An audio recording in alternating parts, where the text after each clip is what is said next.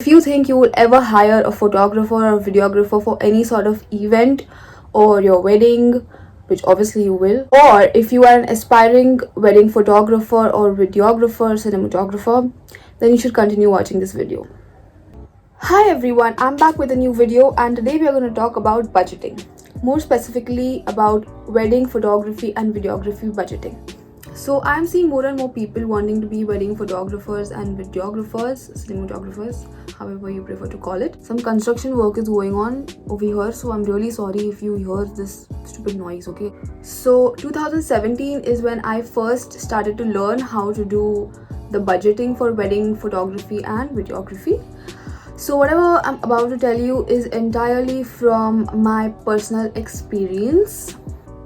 Alright, so the first thing that you need to do is ask the client what their exact requirements are, and I'm talking about like exact requirements. If the client says that I need only one photographer, then let them know that only one person can cover only one event and a few bunch of people at once, because we are photographers, we are not gods and we cannot be omnipresent. With my experience, it's preferable if you do events either as a pair, like two photographers, or as a crew, because even if it's one event, multiple things and multiple people are doing different things in different places, and because you'll be shooting as a pair or in crew, different people can cover different things in the same venue, right?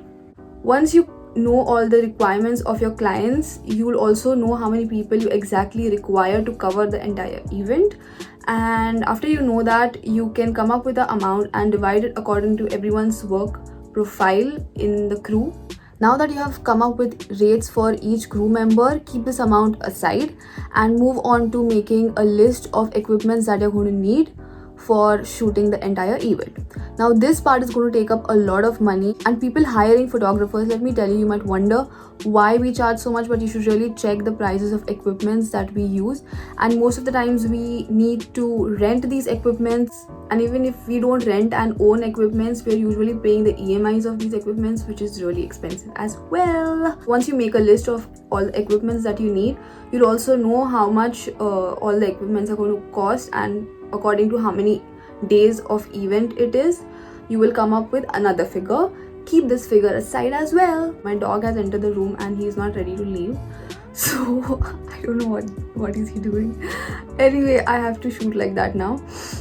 Now, third and most important costing is travel and food. Check how much travel and food would cost for you and the crew. Sometimes the clients offer to give you the travel and food, but in that case you need to make sure that the client is giving you an appropriate vehicle for travel and hygienic food, and it's also good. Now what you have to do is take this amount of travel and food, of all the crew charges and of all the equipments, and club this, and you will come up with the amount.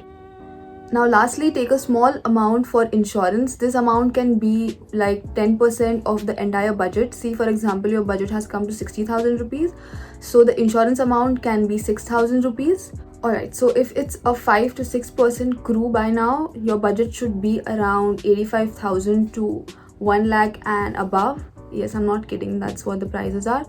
And if it's two photographers or two videographers, or one videographer and one photographer, then your budget should be around 20k to 45k, depending on how small or big the event is. Just letting you know how the market prices are at present. And now it's time to pitch to the clients. So I can 100% guarantee you that the client will try to negotiate, and when they negotiate, the clients say things like, I'm getting it cheaper from elsewhere, so could you like lower your price? Maybe, see, because I really want to work with you, but your prices are, you know what I mean. Do not compromise, alright? If your clients claim that they are getting it done cheaper from somewhere else, then wish them good luck and move to looking for some other client who actually values your work and your prices. I have a request to make to all the photographers out there.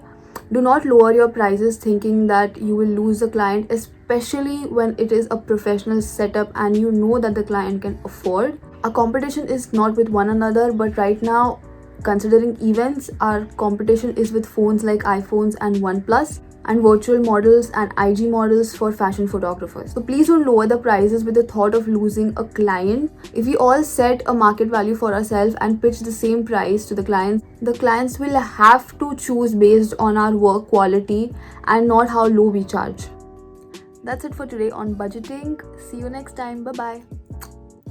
Oh, baby. Alright, so the first thing that you need to do. इधर देखा मैंने यार क्या बोल रही है. Once you know all the requirements. क्यों वैष्णव